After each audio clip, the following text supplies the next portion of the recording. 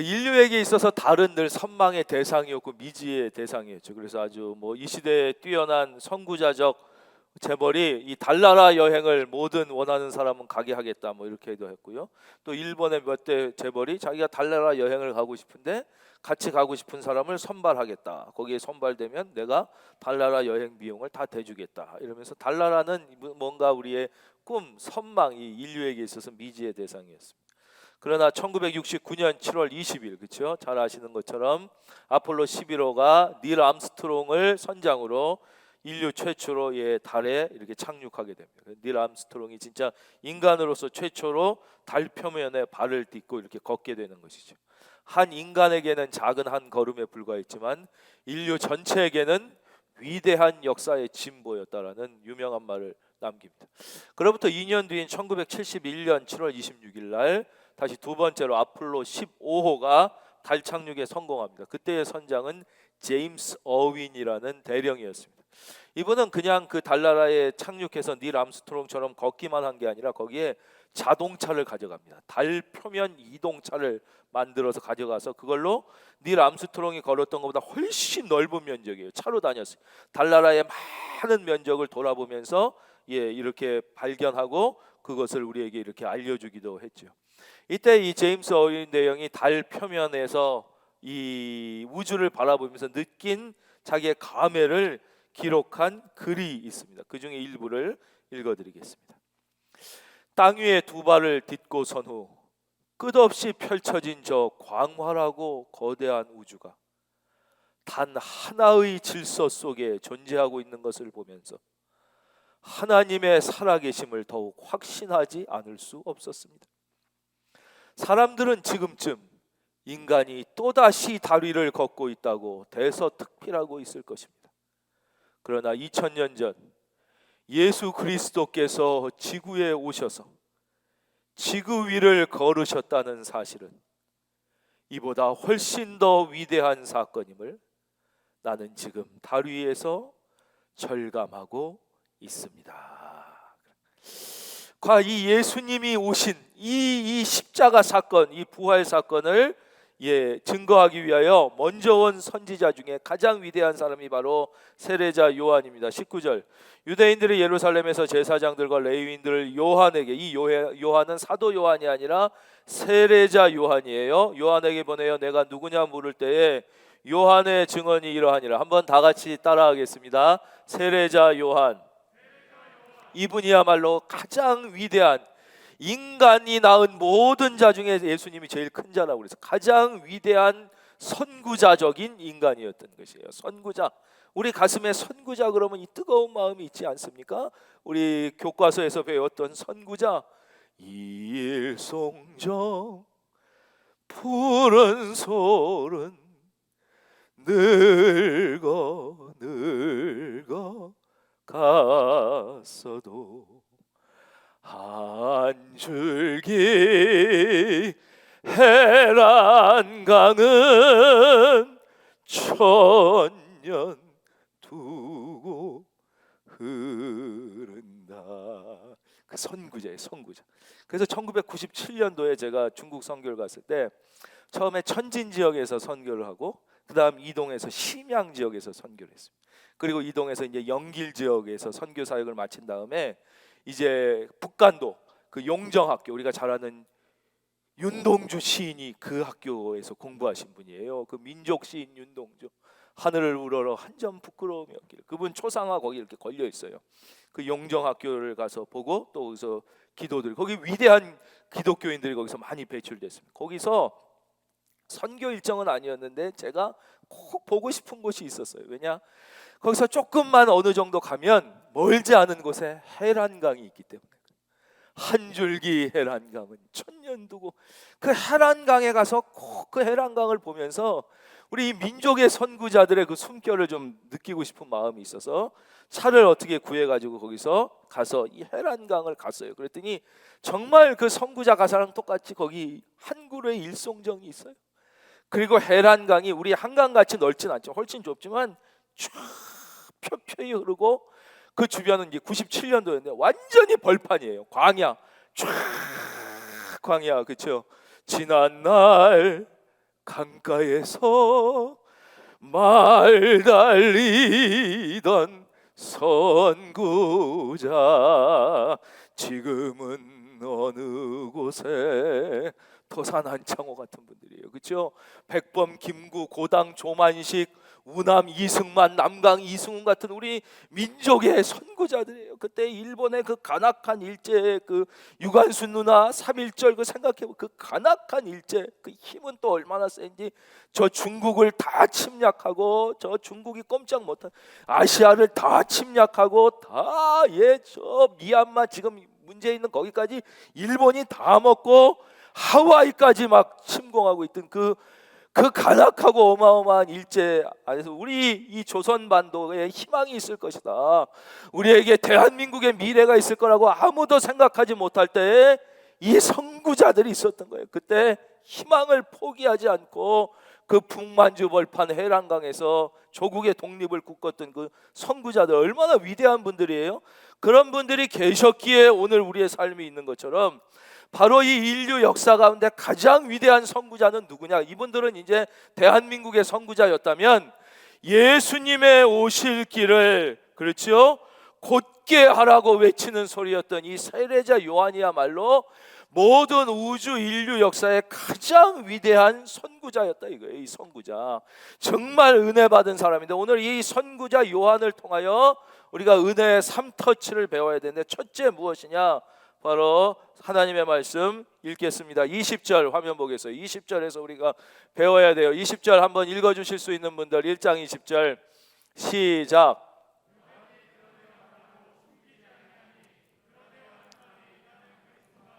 이게 중요한 거예요. 첫째가 분명한 자기 부정이에요. 왜 자기 부정이 필요하냐? 분명한 자기 부정이 있어야 내가 누군지를 아는 거예요. 여기서 요한은 나는 그리스도가 아니라 이거예요. 이거를 강조하면 여기 에고라는 원어가 쓰입니다. 그 의미를 강조해서 번역하면 이렇게 돼요. 나는 예수 그리스도가 결코 아니다, 이런 뜻이에요. 여기서 은혜의 첫 터치가 시작되는 거예요. 예수 그리스도가 아니라는 건 뭐예요? 내 안에 생명의 가능성이 없다는 것을 인정하는 거예요.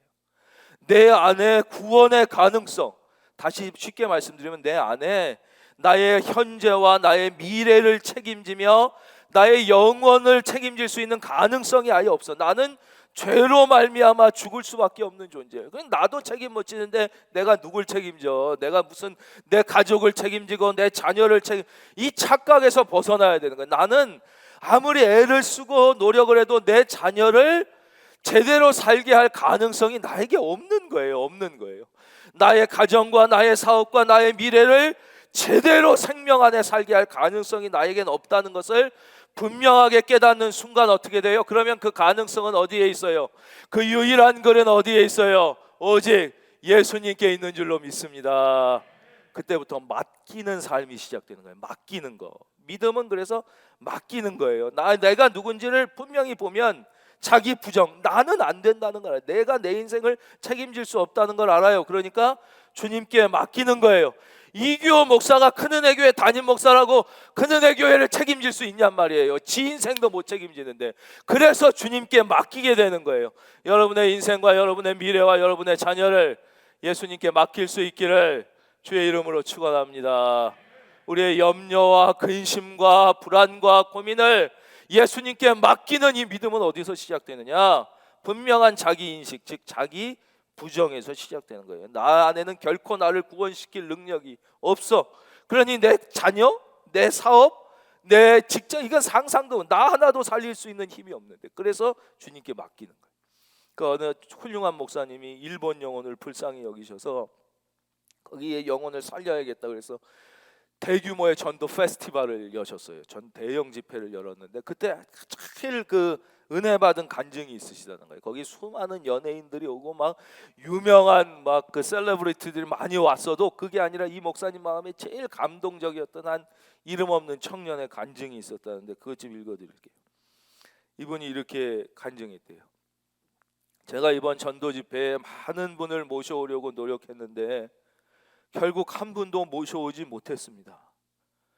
왜 내가 한 분도 모셔오지 못했을까 고민하다가 이번 기회에 그렇다면 내가 내 자신을 한번 깊이 들여다보자 라고 결단했습니다.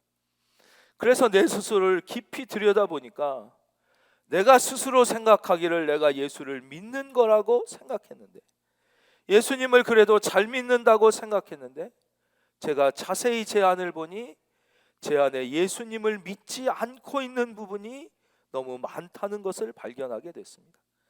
특별히 맡기는 부분에 있어서 나의 인생을 주님께 맡기고 염려와 근심을 맡기는 부분에 있어서 나는 너무 예수님을 믿지 못하고 내 스스로 내 힘으로 살려고 하고 있다는 것을 발견하게 되었습니다.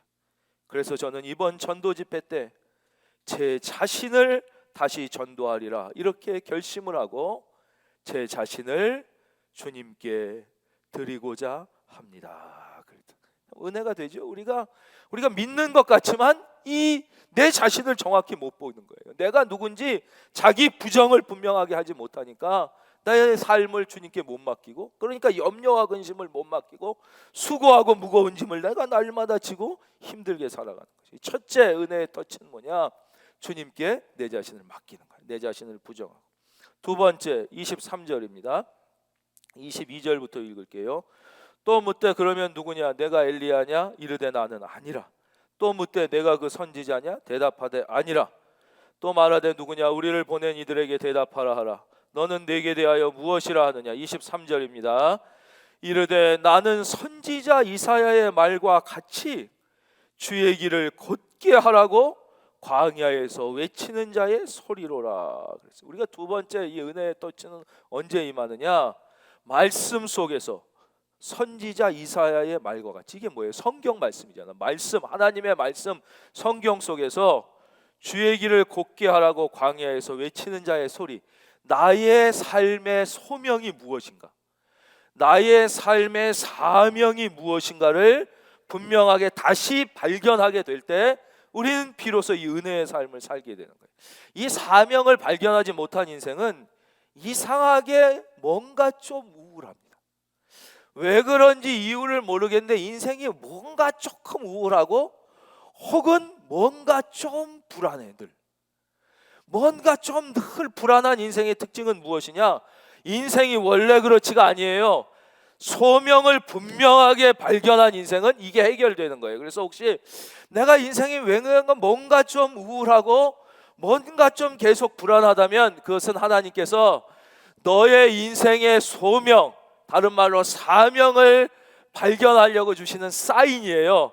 여러분 그 사인을 빨리 캐치해서 여러분 인생의 사명을 발견할 수 있기를 주의 이름으로 축원합니다. 인생의 사명은 어떻게 발견하냐? 내가 엘리야냐? 이르되 나는. 남의 인생 보고 부러워하지 말라는 거예요. 남의 인생 따라가려고 하지 말고 네 인생 살라는 거예요. 네 인생. 우리는 자꾸 나에게 주신 내 인생이 아니라 다 어떤 세상이 정해준 그 인생을 살려고 그래요.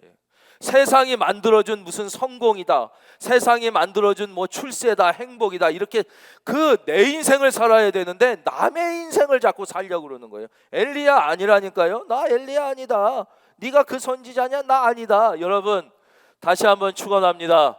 남 부러워하지 말고 여러분 인생 사시길 바랍니다. 사명을 내 인생 사는 거예요. 말씀 속에서 그걸 발견하게 되는 거예요. 우리는 혹시 부모는 나를 계획 없이 낳았을 수도 있어요. 혹은 낳고 싶지 않았는데 어쩔 수 없이 태어난 분도 있을 수 있어요. 그러나 부모는 나를 계획 없이 낳았을지라도 하나님은 결코 나를 계획 없이 이 땅에 보내시지 않으셨다는 사실을 믿으시면 아멘.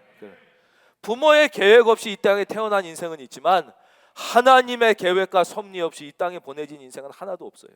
그때 우리는 반드시 내 인생의 사명, 소명, 내가 왜 왔는지를 깨달은 인생만이 제대로 인생답게 내 인생을 살 수가 있는 거예요.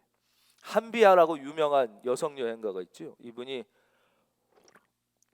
막 지구를 여러 바퀴 여행하기도 하고 그래서 책도 내고 그랬어요. 이분이 월드비전이라는 단체에서 국제 긴급 구호 팀장을 하게 됩니다. 그래서 국제 긴급 구호팀, 큰 어려움이 당한 이런 지역에 긴급하게 파송돼 간 거예요. 그래서 아프리카 어디를 파송돼 갔는데 거기 도착하기 전부터 들리는 어느 사람에 대한 소문이 있었다는 거예요. 아주 멋지고 존경받는 그 젊은 외과 의사에 대한 이야기였어요. 이 사람이 그렇게 헌신적으로 그 위험한 지역에 가서 그들의 피고름을 짜내고 탈진할 때까지 그들을 치료하고 수술하고 막 이런 분이라는 거예요. 근데 너무 멋있고 수많은 여성들의 흠모의 대상이고 이제 남자들도 이제 존경하고 이런 젊은 의사 얘기를 들었다는 거예요. 그러니까 막상 도착해 보니까 진짜 자기도 정말 한눈에 반할 정도로 멋지더라는 거예요. 그 헌신적인 모습이. 근데 이분이 어떤 분인가 봤더니 그 북유럽의 아주 큰 유명한 종합병원에서 우리 돈으로 막 수억 이상의 연봉을 받고 아주 존경받던 최고 잘 나가는 의사였다는 거예요. 그러니까 거기서 뭐 결혼도 잘할 수 있고 뭐 존경도 받고 큰 병원에서 저 소위 말하는 연봉도 막 수억 이상 받고 이럴 수 있는 분이 그걸 다 버리고 이 아프리카 여기 와서 막 그렇게 헌신적으로 막 탈진하게 일하는 걸 보고 감동도 했지만 마음에 약간 의구심도 있었다는 거예요. 그래서 개인적으로 시간이 있을 때 물었다는 거잖아요. 아니 당신은 내가 듣자하니 북유럽의 큰 병원의 의사고 연봉도 수억이 넘고 왜 그런 걸 거기 여자랑 결혼할 수 있는 일은 다 버리고 여기 와서 이렇게 고생하고 있냐 그랬더니 이분이 이렇게 대답했다는 거잖아요. 하나님이 나에게 주신 이 좋은 재능과 능력을 가지고 돈 버는 데만 쓰기에는 내 인생이 너무 아깝지 않습니까? 하나님이 나에게 주신 이 좋은 재능과 능력을 가지고 돈 버는 데만 쓰기에는 내 인생이 너무 아깝지 않냐? 이 사명을 발견한 사람의 삶인 거예요. 우리는 우리에게 주신 이 생명, 우리에게 주신 이 능력, 이 재능을 죄다 혹시 돈 버는 데만 다 쓰고 있지는 않습니까? 여러분, 그래서 내가 뭔가 계속 우울하고 불안한 것은 아닙니까? 여러분의 마음속에 소명을 발견할 수 있기를, 그 은혜가 있기를 주의 이름으로 축원합니다. 내가 왜 사는지를 알아야 돼. 인생은 내가 어디로부터 와서, 하나님으로부터 와서, 그렇죠? 내가 무엇을 위해 살고, 내가 왜 살고, 그리고 내가 어디를 향해 가는가를 깨달을 수 있어요. 진정한 인생이에요. 이것을 무엇이라 하느냐? 소명의 발견, 사명의 발견. 같은 뜻인데 우리가 좀 다르겠습니다. 그래서 영어는 멋있잖아요. 영어는 직업을 job 이렇게 표현하기도 하지만 이건 유치한 표현. 뭐라 그래요? calling, 그건 vocation 이렇게 얘기하잖아. 당신 직업이 뭐, vocation이 뭐예요? 소명이라는 뜻이에요. 당신은 무엇으로 부름을 받았습니까? 소명이 직업이 돼야지 맨날 돈 버는 게 직업이 되니까 그게 그리스도인답게 우리가 은혜를 경험하며 살지 못한다는 것이죠. 그 이제 결론 맺기 전에 제가 이렇게 외부에 이 초빙돼서 말씀을 전할 때는요, 이렇게 소리를 잘 지르지 않습니다. 오늘은 뭐 소리를 좀 덜 드렸지만 그 성도님들이 그 충격받은 샤우팅은 거의 하지 않습니다. 아주 보면 뭐 궁금하시면 한번 찾아보세요. 이렇게 외부에서 설교한 거 보면 아주 품위 있게 설교합니다. 멋지게 합니다. 이렇게 교양도 있고 품위도 있고 내가 봐도 멋있어요. 참 괜찮게 설교해요. 근데 우리 교회에서 말씀 전하면 막 흥분하는 거예요. 막 저녁에도 좀 안 하려고 그러는데 막 이렇게 목소리가 높아지고 막 소리를 질러지고 그래요. 안 그러려고 노력을 해도 잘 안 돼요. 그래서 저도 생각을 해봤어요. 내가 왜 그럴까? 내가 왜 이렇게 막 너무 막 저도 소리 지르고 막 너무 지나치게 열정적으로 하니까 월요일이면 너무 머리가 아파요. 하루 종일 막 너무 머리가 아프고 두통이 오고 밤에는 거의 늘 이렇게 온몸이 막 몸살하듯이 이러는데 왜 그럴까? 근데 생각해 봤더니 제 마음속에 이런 마음이 있는 거예요. 제가 외부에 가서 말씀 전할 때는 뭐 아무리 큰 교회 가든 작은 교회 가든 마음속에 그분들이 다 귀한 성도님들이지만 저는 이분들에게 간식이나 뭐 기껏해야 외식을 드리러 온 거라고 생각하는 거예요. 왜냐? 제가 아무리 잘해도 그 성도님들에게 밥을 주시는 분은 그 교회 목사님이지 저는 진짜 잠깐 와서 간식 드리고 가는 거예요. 아니면 외식 정도예요. 그러니까 잘 먹으면 좋지만 뭐 간식 잘 안 먹는다고 애들이 안 자라는 건 아니에요. 외식 뭐 맛있게 먹으면 잘 먹는다고 건강해지고 튼튼해지는 건 아니란 말이에요. 주식을 잘 먹어야 돼요. 엄마가 주는. 근데 우리 교회 성도님들 앞에서 모시고 제가 말씀 전할 땐 부족하지만 하나님께서 부족하지만 저에게, 우리 성도님들에게 영의 양식을 이렇게 제공해 드리라고 저를 세우셨다는 확신, 믿음이 있으니까 이 엄마들이 자기 애가 안 먹으면, 물론 지가 다 퍼먹어야 건강해요. 그 들고 가서 먹인다고 건강한 건 아니지만 그걸 못 견디니까 숟가락에다 밥 퍼서 김치 올라가지고 계속 이러면서 가서 먹이잖아요. 그죠? 할머니들이 그러잖아요. 근데 그런다고 건강해지는 건 아니거든요. 네가 알아서 잘 퍼먹어야 되는데 엄마는 그걸 기다리질 못해요. 내 새끼니까 이거 어떻게 해도 안 먹으면 그래가지고 가가지고 이걸 그냥 넣어줘야 되는 마음이 저에게 있지 않나, 그런 생각을 해요.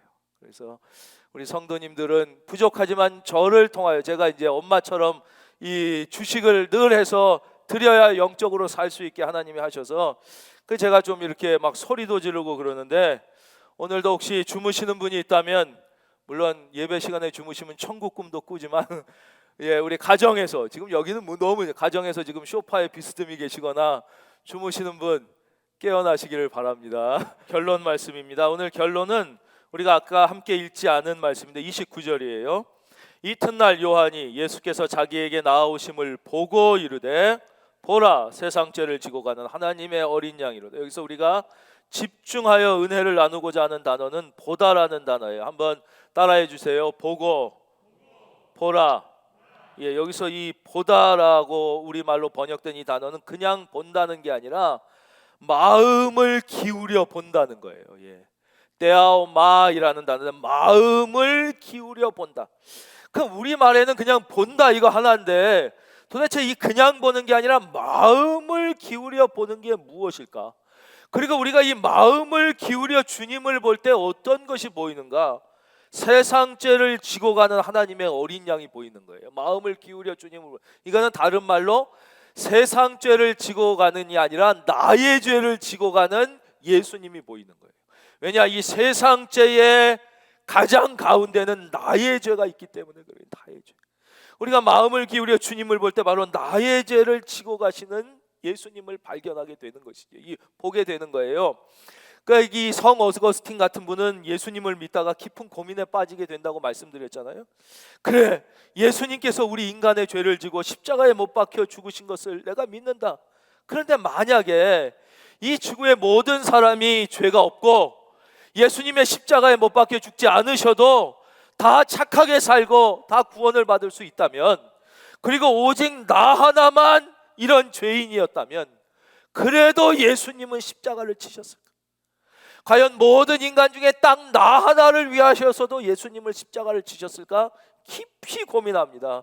그리고 깊이 묵상하고 깊이 말씀 속에 들어가게 되죠. 옛날에 이 위대한 이 인류의 스승들은 이 깊은 묵상을 통하여 선함적 지혜를 깨닫게 되잖아요. 하나님과 연결되어진 그 마음속의 깊은. 그래서 마침내 깨닫죠. 그렇다, 이 지구상의 모든 사람이 죄가 없고 오직 나 하나만 죄를 져 구원받아야 할 존재였다 할지라도 예수님은 기꺼이 나를 위하여 십자가를 지셨을 것이다. 그래서 바로 이 세상 죄는 나의 죄예요. 그래서 우리가 예수님을 이게 제대로 마음을 기울여 보게 되면 내 자신을 보게 되는 거예요. 예수님이 나의 거울이 되고 내 속의 죄를 보게 돼요. 내 속의 죄, 내 죄, 내가 어떤 존재 알게 돼요.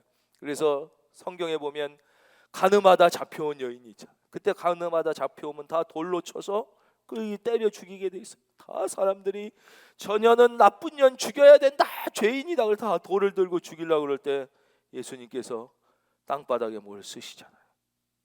그러면서 뭐라 그래요? 너희 중에 죄 없는 자가 먼저 돌로 치라고. 그러니까 그 예수님을 보게 되니까 사람들이 다 자기 안의 죄를 보게 돼요. 그전에는 자기 죄는 안 보여요. 사람들은 내 죄는 안 보이고 다 남의 죄만 보여. 다 저 투기꾼들, 다 사기꾼들, 다 욕심쟁이들, 다 못된 놈들, 다 거짓, 다 세상은 죄 천지고 다 나쁜 놈들은 보이고 죄인은 보이는데 문제는 내 죄는 안 보여. 그래서 내 죄가 사함받아야지 내가 살 수 있는데 내 죄는 안 보이고 남의 죄만 계속 보이는데, 예수님을 보게 되면 어떻게 되느냐? 내 안에 죄가 보이게 되는 거예요. 그러니까 이 사람들이 자기 죄를 보게 되니까 다 돌을 내려놓고 떠나게 되는 거죠. 우리 예수님을 통하여 내 안에 죄를 보게 될 수 있기를, 그래야 내가 살 수 있기를, 내 여러분이 살 수 있기를 바랍니다. 그럼 어떻게 우리는 이렇게 마음을 기울여 본다는 걸 어떻게 설명드릴 수 있을까? 우리말에도 그 단어가 있더라. 우리가 그냥 본다, 육체의 눈으로 본다 그럴 땐 우리가 한자로 볼 견자를 씁니다. 예, 화면 한번 그 저자를 써요. 그래서 견학 이렇게 얘기합니다. 그렇죠? 그냥 본다. 우리말도 그래요. 그냥 눈으로. 그러나 마음을 기울여 볼 때, 그럴 때 우리는 견찰이라고 하지 않고 볼 관자를 써서 관찰이라고 합니다. 저 관은 그냥 육체의 눈이 아니라 마음을 기울여 보는 걸 의미해요. 그래서 사람의 얼굴을 그냥 볼 때는 볼 견자를 써요. 그러나 그 얼굴을 마음을 기울여 봐서 그 사람의 내면까지 보고자 할 때 뭐라고 그래요? 관상을 본다 그러지 견상을 본다고 안 그래요. 이 관, 우리에게 이 볼관자가 있잖아요. 그렇죠? 여러분이 예수님을 볼 때 이 마음을 기울여 본다면 부족하지만 우리가 주님을 더 깊이 보게 될 것이고, 주의 은혜가 우리의 닫힌 영의 눈을 열어 주실 줄로 믿습니다. 바로 우리의 닫힌 영의 눈이 열려서 하늘의 은혜를 발견하며 우리가 진짜, 그러니까 가룟 유다 같은 사람을 보십시오. 그 사람은 예수님의 제자였지만 관해야 되는, 마음을 기울여 봐야 되는 예수님은 관하지 않고 슬쩍 견했어요. 육체의 눈. 그리고 그냥 육체의 눈으로 봐야 되는 돈과 세상의 욕심은 이 사람이 마음을 기울여 관하고 예수님은 견한 거예요. 관해야 될 예수님은 견하고 견해야 될 돈은 관하니까 어떤 결과가 났어요? 은전 30냥, 돈에 예수님을 팔아먹는 인류 역사 최고의 비극적 인물이 된 것이죠. 우리도 예수님을 믿고 마음을 기울여 봐야 하는 예수님을 바라보지 못하고 세상을 마음을 기울여 볼 때 이런 안타까움을 당하게 될 수 있다는 것을 깨달으시고 주님을, 예수님을 더욱 마음을 기울여 볼 수 있는 저와 여러분이 되시기를 주님의 이름으로 축원합니다.